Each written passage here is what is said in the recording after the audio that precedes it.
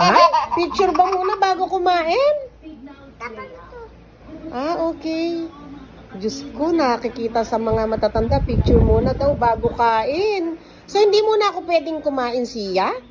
Kasi pipicturean pa? Okay. So, yan. O, ready na? Pwede na ba akong kumain? Hindi pa rin.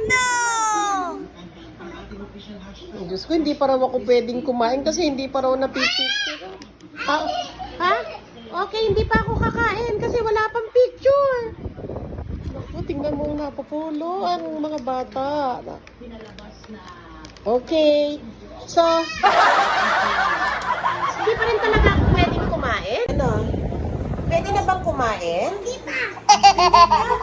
Pipicture muna. Baka pwede naman na, gutom na ako.